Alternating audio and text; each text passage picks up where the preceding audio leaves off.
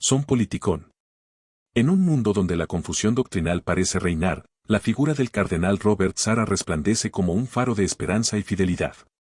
Hablar de Sarah no es simplemente referirse a un alto prelado de la Iglesia, es adentrarse en la historia de un hombre forjado en el crisol del sufrimiento. Es un hombre cuyo compromiso con la verdad católica es tan firme que podría hacerse eco entre las estrellas.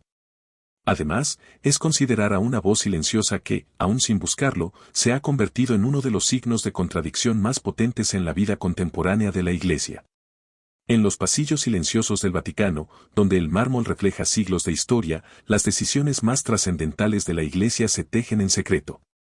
Hay un nombre que no se pronuncia en voz alta pero que todos conocen. Un nombre que no aparece en escándalos ni en titulares sensacionalistas, pero que se desliza firme en las conversaciones más íntimas del clero, Robert Sarah. Robert Sarah no es solo un cardenal. Es un signo de contradicción, un testigo, y quizá un futuro papa. Un gigante espiritual no se forma en la comodidad. Un alma fuerte no se forja en la abundancia. Mucho menos se despierta un liderazgo profético sin pasar por el crisol del dolor. La historia del cardenal Robert Sarah es, ante todo, la historia de un alma tallada a golpes de cruz. Para él, la verdadera reforma que necesita la Iglesia no es una adaptación superficial a las modas contemporáneas. Es un regreso profundo a su propia identidad. Este retorno es esencial, volver al silencio adorador, a la liturgia reverente y a la doctrina clara. Esta fidelidad no es rígida, es una fidelidad viviente, profundamente enraizada en el misterio de Dios que, como un río, siempre fluye pero nunca se detiene. La comprensión de la fe que promueve Sarah le lleva a redescubrir el valor del silencio como un lenguaje de Dios. Este silencio no es vacío, sino una presencia que abraza, como un abrazo cálido en una fría noche. En la oración silenciosa, el alma se vacía de sí misma para dejar espacio al misterio. En la liturgia reverente, el pueblo de Dios es elevado hacia la eternidad, como aves que alzan el vuelo hacia el horizonte. Este amor por el silencio está íntimamente ligado a su visión de la liturgia. Para Sarah, la misa es el lugar sagrado donde el misterio de Dios se hace presente. No pide un regreso nostálgico al pasado, sino una recuperación de lo esencial, el sentido de lo sagrado, la centralidad de Dios y la actitud adorante. La celebración ad orientem que propone no es una imposición ideológica. Es una enseñanza espiritual que orienta corazones y miradas hacia Cristo. Para él, manipular la liturgia sin respeto hiere profundamente el corazón mismo de la Iglesia. En tiempos donde la liturgia ha sido reducida en muchos lugares a un espectáculo horizontal, Sarah recuerda que la liturgia es vertical, un acto de adoración que eleva nuestras almas hacia el Altísimo. En su diagnóstico de la situación actual de la Iglesia, Sarah detecta que los mayores peligros no provienen del exterior.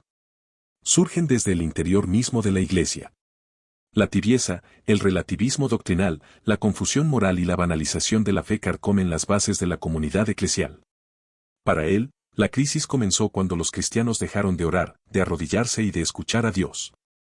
En lugar de eso, escucharon solo al mundo. Ve con tristeza cómo muchos obispos se dividen entre corrientes ideológicas. También observa cómo los fieles ya no distinguen lo sagrado de lo profano. Pero lejos de hablar desde la desesperanza, mantiene una mirada esperanzadora. Cree firmemente que la verdadera renovación vendrá del íntimo compromiso personal con la santidad. Solo una Iglesia santa podrá ser luz del mundo, y esa santidad comienza en el corazón silencioso que adora, un corazón que palpita al unísono con el de Cristo. Su visión del ejercicio de la autoridad es la de un servicio humilde y sacrificado, imitando a Cristo siervo. Su paso por la curia romana confirma esta actitud. Asumió grandes responsabilidades sin buscar jamás su propio engrandecimiento. Incluso en medio de incomprensiones y marginaciones, su obediencia al Papa y al magisterio de la Iglesia se mantuvo firme y ejemplar. Sarah entiende que la autoridad no es dominio, sino servicio, no es imposición, sino donación. Esta forma de liderazgo, tan escasa y tan necesaria, es precisamente la que lo convierte, sin buscarlo, en una figura naturalmente considerada como presidenciable en el próximo cónclave. Ahora, con el fallecimiento del Papa Francisco, la gran pregunta resuena en Roma como un eco inquietante: ¿podría este cardenal reservado convertirse en el próximo sucesor de Pedro? La idea divide opiniones. Fascina a unos, aterra a otros, porque con Sarah no habría medias tintas. Sería una Iglesia que vuelve al centro, al altar, al sacrificio, una Iglesia que no sigue al mundo, sino que lo confronta. Si Robert Sara fuera elegido papa, lo primero que cambiaría sería la liturgia. Bajo su liderazgo, es probable que veríamos una restauración de la misa tradicional, con una profunda reverencia por el misterio de la Eucaristía. Sus defensores aseguran que la misa se centraría en la adoración silenciosa, en la conexión profunda con lo divino y en un regreso al respeto por los ritos sagrados que han sido parte de la Iglesia durante siglos. Por supuesto, la llegada de Robert Sara al papado no sería sin desafíos. Su visión firme de la liturgia, la doctrina y la moral podría encontrar resistencia, especialmente en un mundo que busca constantemente la complacencia. Sin embargo, su carácter inquebrantable, su profundo amor por la Iglesia y su dedicación a la verdad lo convertirían en un líder que no se dejaría influenciar por presiones externas. En resumen, si Robert Sara fuera elegido papa, estaríamos ante un pontificado que volvería a poner a Cristo en el centro de la Iglesia. Sería un papado marcado por la claridad, la reverencia, la fidelidad y, sobre todo, el amor profundo por la tradición y la misión original de la Iglesia Católica. En una época donde la confusión parece nublar las certezas de la fe, el testimonio de Sara resplandece como una luz serena. No es funcional a ninguna agenda política, porque su pertenencia radical es al Evangelio y a la tradición. Es un hombre que, con su sola presencia, recuerda que la Iglesia no está llamada a ser popular, sino fiel.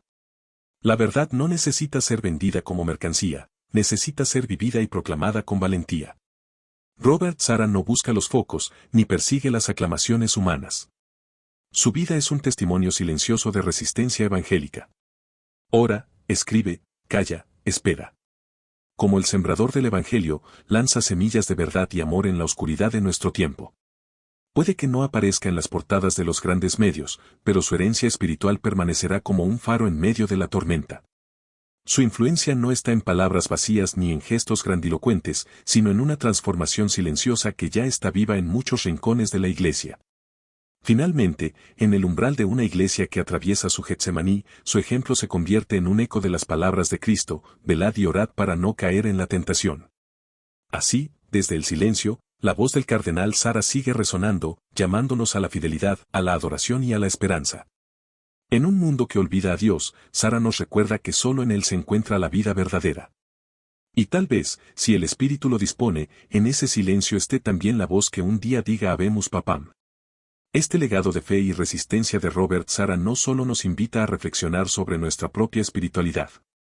También nos desafía a vivir con autenticidad en un mundo que a menudo se aleja de los valores eternos.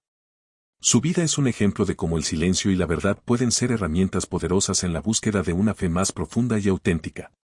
En sus acciones y palabras, encontramos un camino hacia la luz, un camino que nos invita a volver a lo esencial.